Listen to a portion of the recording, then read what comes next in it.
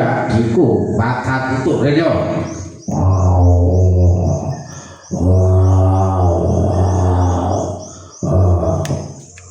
Baru kakak lagi kakak. Ojo kaget hati-hati ku Yodi. Kowe tak tekake ning papan kene. Yo kakak luwih hati te opo. Wah, ana rembug sing bakal rembug karo kowe. Sabab perkara mangerti yo Yudi. Ing alas Minangsaya kene iki wis akeh sumber-sumber utawa sedang-sedang sing wis asap. Mula di aku lan kowe iki kangelan gone golek banyu kanggo ngombe. Ayo aku wis muter-muter ana ngalas Minangsaya kene parah dene yo ora ana sendang sing isih ana banyune nang. Wah, la iya aku iki ngenteni yo wis sia-suaca wis tak kokon mati-mati ana ngendi sendang kang isih ana banyune yo tinteni yo kakak. Wah, lah kae sia-suaca kok karo yo sama kale. Wah,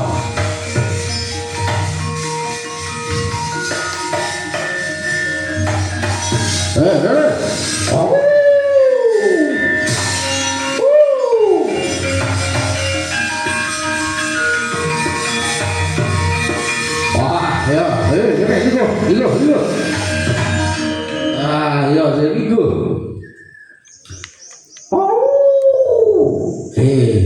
Aswacak. Kak piye Kakang lore? Piye nggonmu tak kongkon goleki sendang utawa banyu pangurip supaya aku lan kowe bisa ngombe. Kakang, aku wis mati-mati utawa aku wis puter-puter ana sak kabeh ngalas Minangsaya kene. Aku nemoni ana sendang kang isih ana banyune kang kimpah-kimpah. Ana ndi sendang apa jenenge? Ya kuwi ana sendang apa jenenge kuwi? Aduh lali aku. Kok lali kuwi kepiye? Nang gone kuwi ning tengah alas ning kono lho. Minangsaya sing ngalor. Ngalor kok ketemu ngalas mantaran kanu wedasan. Wedasan. Kuwi rada kulon, kulon. Aja cekak ngono. Jenenge sendang apa ya? Apa? Riri ya. Sendang riri iki apa jenenge? Wah, kowe iki kepriye to? Masih ada kira dikongkon ora tau kek piye. Aslan kula yo kakek mata kudu. Jenenge iki sendang riri lho. Watari. Sendang watari ya. Sendang watari kuwi lak biyen dienggo anu Rajamala biyen. Ketoke ketoke. Wah, iya Kang Watari. Kang. Kuwi banyune isih kiplak-kiplak. Nanging nek kono kuwi uga dingge lelumbang utawa dienggo karo para kewan cilik-cilik angkane wedhus nyuk lan sak panunggalane. Ngono. Iya, piye Kang? Wah, piye yo? Upama awake dhewe rono ngono piye? Mestine yo ning ngene aku duwe iko partikel. Iko partikel kuwi. Sendang Watari dijeki tegese dikuasani. Yen to awake dhewe bisa nguasani Sendang Latari, wis to kan awake dhewe bakal mulya. Diwehi Prabya sapa sing bisa arep sapa sing arep ngombe ana Sendang Latari ngono kudu ansok blothok karo Udawa tegese bayare wujude daging ya kuwi mbuh daging kewan apa wae kowe lan aku rasa golek mangan awake dhewe rasa golek mangan ado-ado kekesel wis garek napa bayaran saka sing arep ngombe di Sendang Latari ngono iya piye kira-kira sarujuk ora tak yayi mata tutupi wah aku kowe wae ya sarujuk karo apa sing dikandake karo si Aswajan kuwi yen awake dhewe ngono parah penak kan dirasa rekoso golek mangan ngono piye kan setuju ora ya yen ngono aku sarujuk yen ngono piye ro saiki ya dirasa dadak kesuwen dino iki ayo dino iki uga digoleki awake dhewe menyang Sendang Latari ngono ya kan tak dereke kan yo ayo bebarengan ayo cabut gawe bebarengan keceki ka Sendang Latari yo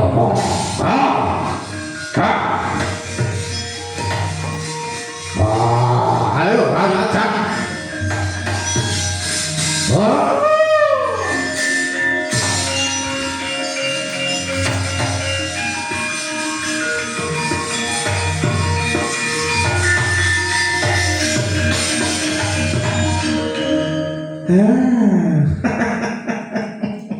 lagune kancil wis tekaken ana alas Minang Sraya ayo iya yo laku alon-alon ya ayo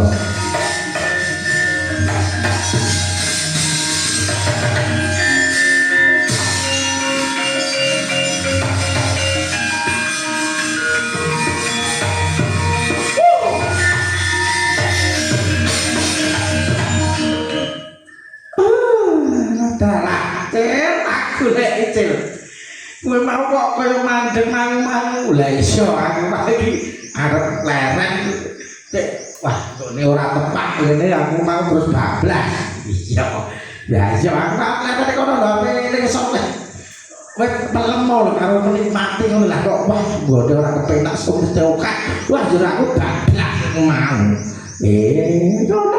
iya kowe iki lak yo selamat kok padha selamat to iya Jal dan aku kan bencana matakan tekan kowe ketemu karo kowe Jal lah kok becane biji Jal dieker iki Jal gekere apa ora ngerti to saiki lagi musim kemarau ayo wis musime kemarau oke sendang sing padha asate ya iya kan iya bener akeh sendang asap banting iki sing isih megung utawa isih kimplah-kimplah banyune kuwi Sendang Latari ya ning kowe apa ora krungu kabeh gil kabar piye yen to Sendang Latari dina iki dikuasani dening bangsane Macan Sawadya barane lho Sendang Latari dikuasani Macan lan Sawadya barane iya Cil lho lah kok Sendang ngono kamu kok Sendang Latari kuwi sendange kabeh kewan-kewan iki kok yo kudune mombene ning ngono berhak utawa ya ngono kuwi lah iya saka pekagawene si Macan ku mau wong ngono lho aduh geger kaya lho sapa kae lho sapa kae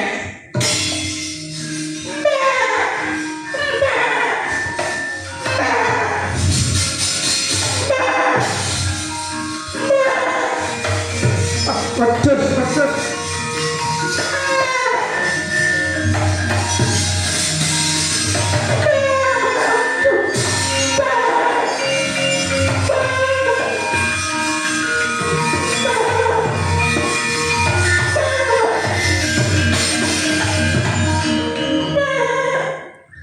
sih mbak turun dalan kene kok Dus. Aduh Cil, aku dewasa Cil. Wis geger. Wis to, sabar. Sabar, tenang. Asik, napas. Ya salah. Iya Cil. Ngene Cil. Malah tuas pengen aku temu kowe karo nunggu kene. Lah piye? Ana apa to, Bek? Dus Iki geger Cil. Alam Minang Solo geger. Utamane. Sik to, sing tenang kalau sik. Enek apa? Ya sik ngene. Tak takok. Iki kene geger ya Cil. Dino iki sedang matahari geger. Satu muni macan gawe kesono sedang matahari dikuasani dening para macan. Lah iya aku wis dikandani karo punyuk. Ya to sedang matahari kuwi dikuasani karo macan. Lah yen saya dodro kok kang si macan. Sopo sing gawe peraturan ono sedang matahari? Sopo wae oleh ngombe ono sedang matahari? Yang to bayar utawa nganggo probiyo dicari probiyo Cil. Jaluri probiyo. Apa probiyane? Ya kuwi daging sopo wae pinuman kudu bayar nganggo daging ya. Wah, lah. Wis kudu karepe dhewe macan kuwi tegese golek untunge dhewe ya. Ngene, aku tak nyuwun meneng wae, aku tak nyuwun marang ngasane Gusti Kang Prawa Jagat supaya mbok menawa engko ki awake diparingi apa tegese kuwi pertolongan utawa solusi. Ya. Ini ya Cil. Ya, meneng ya. Sarep to tenan.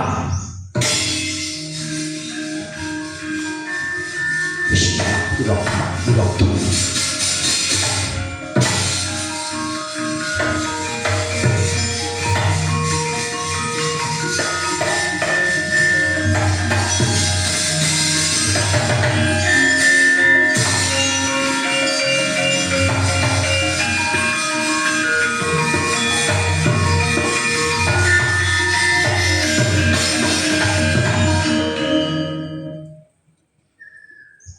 Cil. Wah. Aduh pukul Tuan Batari. Iya Kancil aku kang nampa pantunganmu saka kayangan panas raja mak Kancil. Ana wigatine apa Kancil? Nggih, mekaten Tuan Batari. Iya. Eneng apa ingkang Makuraja dadak kesuwen ya Kancil. Ngeneni wektu. Nemu sawe menit. Pukul niku menane kok cak batane menane kok geguyon gegojekam. Nggih ngaten pukulun cak batari. Kula menika gadah napa menika tegesipun masalah. Masalah apa? Surasa kanggo basa Dewa wae ya. Nggih, kula dhewe mah bingung. Semopo wae ya Kancil. Nggih kula.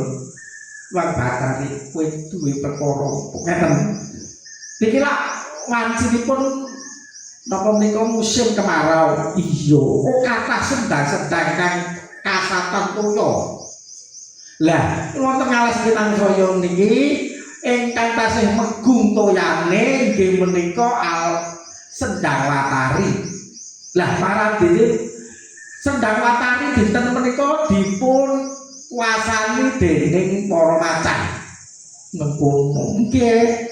Lah para macan ku malah damel peraturan. Ya sapa wae kena ngombe ana Sendang Watari yen di nganggo bayaran ngoten. Bebanane apa? Bebanane niku nggih daging. Lha kamu kok Sendang Watari niku lak milik umum. Oh iya, kanggo titah ana alas Minangsa Reja. Nggih. Lah kula kados wong Batari kados pundi kula nyuwun pitulunganipun. Ngene yo Cil, aku aweh pitulungan karo kowe nanging meneng wae. Nggih.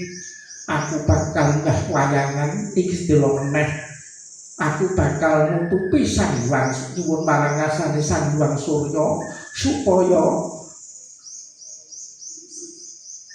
seperti kalate sinten iki lho tek srengenge iki bakal ditutup sawetara mengaten ya mengko besok rejane jaman jenenge grahana matahari mengaten ya ngono ya Cil saiki kowe nang Sendang Watari ora ono aku sing tanggung jawab ya Cil mekaten tenang yo nggih saiki lho Kang Betari panjenengan aweh iki kok dateng para kewan alit-alit iya Kang Cil tak esake yo Cil ngono ya Cil iya monggo ndherekaken tindakipun kulut Betari ayo neng Sendang Watari yo ayo Mbak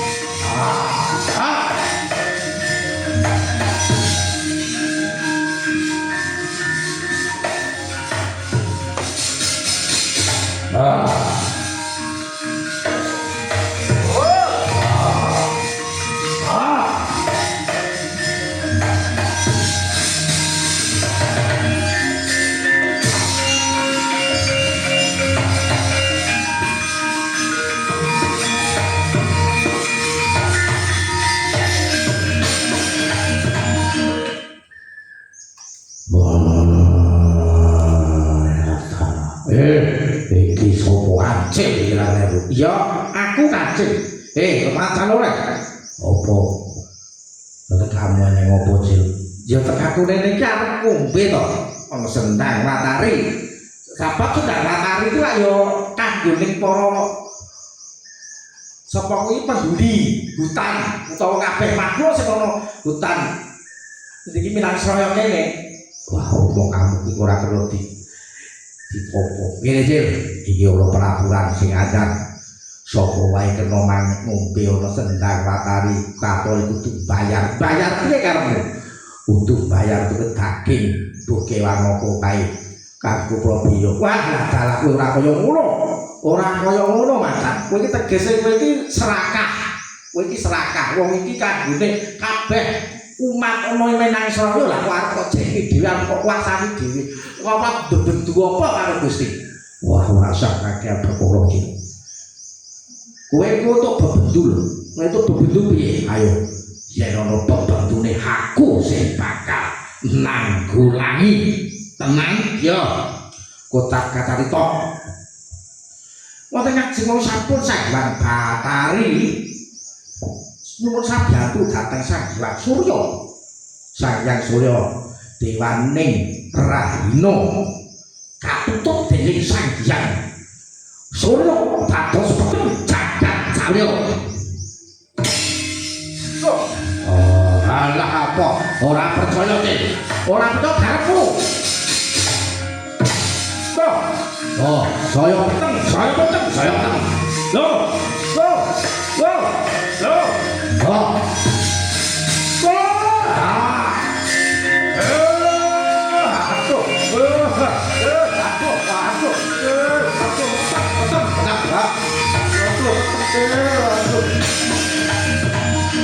aduh kok peteng kaya ngene Cil aduh kok peteng Cil piye iki saka pokal gawemu kowe aduh Cil aku kapok Cil balekno saya balekno srengenge ben takang jagat iki Cil aduh Cil yo Cil aku kapok aku ora bakal balik lakonku Cil ngono iya yo tenan sawetara sampun diwasi segera ono sampun Mas biar padang kalimu jagat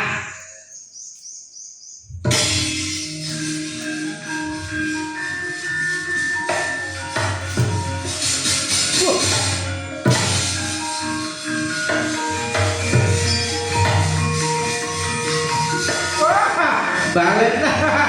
Woi.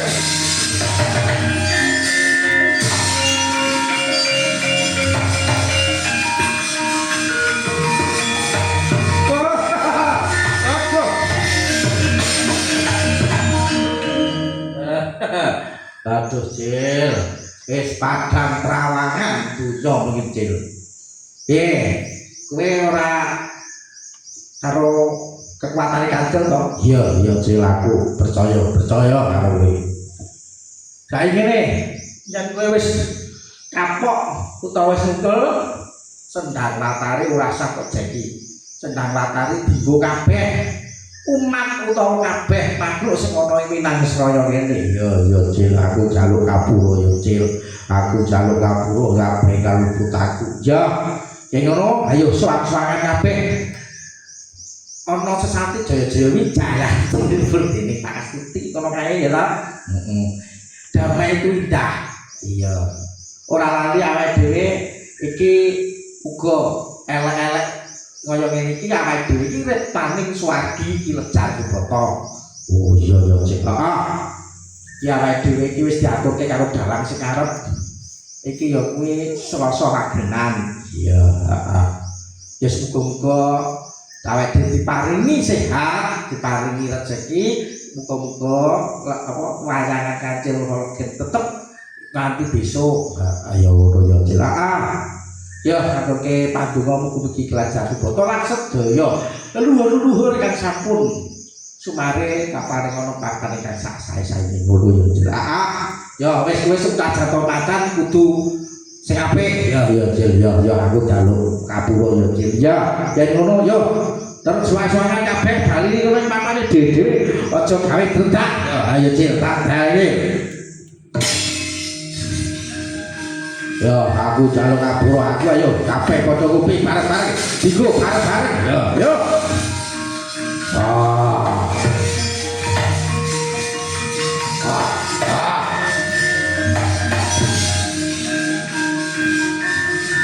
Yo kabeh yang padha ngombe yo kene ngombe bareng-bareng kene.